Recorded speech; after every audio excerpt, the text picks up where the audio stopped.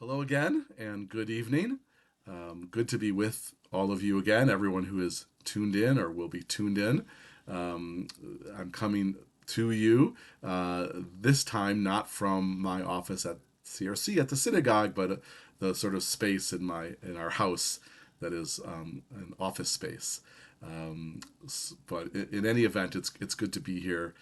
Good to connect with everyone, and again, we're here to spend a little time with each other, leading up to saying the blessing, and then the declaration of the counting of the Omer. So I just wanted to start this evening and talk a little bit about Moses. And certainly Moses comes to mind when it's Passover time because we tell the story of the Exodus and in the Torah, Torah's account of the escape from slavery, both the antecedent and the event itself, and then the years in the desert. Moses's role looms quite large. Obviously, the leader of the people. But interestingly, and maybe paradoxically, when it comes to the Passover telling of the Exodus story, which is a huge part of Passover, the Magid part of the Seder, using the Haggadah, the telling, Moses' role is hardly existent. The story is told really without, in the traditional Haggadah for sure, without reference to Moses. In fact, it's said that in the traditional Haggadah, Moses' name appears one time, and that is in a reference to a verse in Torah. So it's rather interesting, and certainly if you didn't know anything, if you hadn't participated in any seders, but you read the Torah, you would be perhaps surprised at how Moses doesn't appear in that version of the story. And there's a lot of different ways to talk about that, and certainly one of them is that the intention was to limit any human role and elevate the divine God's role in the freedom of the Hebrew slaves. I turn backwards as I talk about this to my growing up, my Jewish growing up. I've referenced it a few times over the years. My parents joined, and my family belonged all my growing up years to a synagogue that was affiliated with a small movement, denomination of Judaism called Humanistic Judaism. Still exists today. It's still small, but the idea in Humanistic Judaism was to reframe Jewish life, whether it was services or holidays or spirituality, without theism, without reference to or belief in or much attention paid to God or God's role. Some people in humanistic Judaism were atheists, some were agnostics, but all of them sort of preferred to observe their Judaism without referencing God or godliness. Therefore, when it came to Passover, like all the holidays in humanistic Judaism, was sort of redone to emphasize human role and to limit or even eliminate God's role. So in the humanistic Haggadah, quite different in contrast to the traditional Haggadah, Moses is all over the place, even though Moses is talked about as a character in the Torah, not as not assuming that there was a real Moses, but to tell the story, it was Moses and his role as leader, and then the way the people responded to Moses that is emphasized in the humanistic Haggadah. And so I find that obviously rather interesting and worth considering. And as I think about Moses, I also am kind of reminded of a teaching that I kind of studied many years ago, but is really kind of powerful to me when it comes to this sort of topic that I've delved us into. Moses, here we are, past Passover, but still in the counting of the Omer, on the journey in the desert, those 50 days. So Moses very much a part of that story. But the teachings by Dov Ber of Mezrich, a Hasidic Rebbe who offered many very enlightening and mystical teachings. And among them, this is actually a larger teaching I studied, and this was like a parenthetical statement. Obviously, there wasn't parentheses in the original Hebrew, but the way that it was translated, I think it makes sense. The subject was, the highest consciousness, Ein Sof, this sort of state of equanimity that would be, kind of achieved through meditation. And, we talk about the Sfirot in the Omer, and we're really they're talking about the seven Sfirot. But there are these three higher Sfirot, and I think Dov Ber of Mezrich was talking about the highest level that you can attain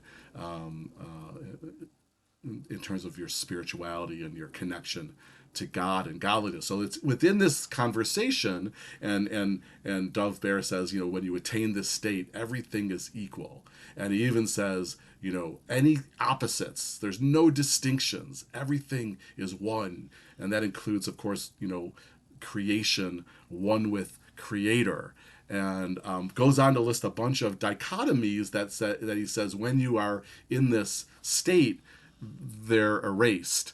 And so one of them is the sea and the dry land. So, if you attain this level, that temporarily, there's no such thing as sea and dry land. It's just one thing beyond the distinction. And of course, that refers to the creation story where God made those distinctions, because at the beginning, everything was in that state of oneness. But for there to be creation, there had to be distinction. So this is where the parentheses come in, and it says, this is how Moses and the children of Israel were able to walk through the sea. It wasn't that the sea parted in such a sort of the way that you might think of it. It was that Moses led the people in sort of mystical Hasidic meditation, and they attained that status. And so therefore there was temporarily no distinction between the sea and the dry land, and they walked right through. And so what I love about that is that in this telling, Moses becomes a mystic, because it's this teaching is being told by a mystic, by a chassid. So Moses in this kind of telling becomes a chassid himself, and there's a whole tradition of that, right? So Moses was known as a prophet, certainly in the days of the Bible and the kingdoms of Judah and Israel, because that was the paradigm prophet. So of course Moses was the original prophet, speaking truth to power and leading and communing with God. And so the prophets, when there were prophets, that's who Moses was. But then, one of the common names of Moses is Moshe Rabbeinu. Moses, our teacher, our rabbi. And of course, that was in the rabbinic era. And so all of a sudden, Moses becomes sort of adopted by the rabbis as the paradigm of a rabbi. And it just goes to show you, I guess, that we all sort of see people and figures and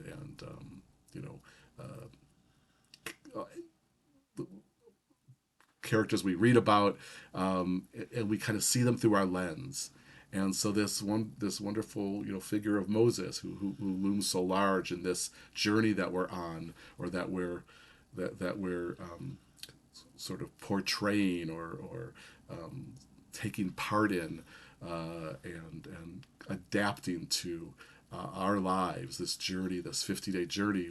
You can't help but think about Moses and what is that figure of Moses mean to you, to us, as modern people, as modern Jews. So that's kind of where I wanted to kind of take us today, to kind of bring Moses to mind and all the different ways Moses can manifest himself in our in our current lives, and what he means to us as we count the Omer between Passover and Shavuot.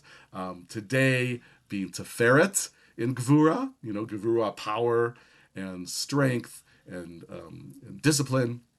And Tiferet is known as that quality, the glory, but really that quality that's able to bridge the distance between strength and love, discipline and love, and Tiferet in this instance is compassion, grace, uh, acknowledging the times that you have power, but then understanding that there are different ways to use your power, and you can use your strength and your position and your power with compassion and with grace, so that way you bring that chesed into your gevura. And so I think all of us, alternate, and sometimes we are in a position of strength, and then that's not a bad thing, but how we exercise our strength. And maybe that was a quality of Moses as well. So there you have it. That's today, which is about to be day 10, or as you watch this already is the 10th day, as we kind of continue this count. Tonight is Thursday. We won't be doing an Omer video on Friday nights because it is Kabbalat Shabbat, and you could tune in to this very spot to watch services. And I think Rabbi Susan and Rabbi Jim were leading services this Friday, and they will do the Omer count and perhaps talk a little bit about the next day of the Omer. But here we are, day 10. And so with me, if you will, Baruch atah Adonai Eloheinu Ruach HaOlam, Asher Kidshanu B'mitzvotav V'tzivanu Al Sefirat HaOmer. Blessed is the Holy One whose presence fills creation. From where we learn mitzvahs, commandments or sacred deeds, mitzvahs that fill our lives, we hope and pray, with meaning and purpose and dignity, including this mitzvah that we are engaged in together, and counting the days, the 50 days, the 7 weeks, the 49 days between the holiday of Passover and the holiday of Shavuot, as I said last night, between spring and summer, and planting and first growth, and desert and mountain, this unfolding, this journey step by step, day by day. This being the 10th day of our counting period.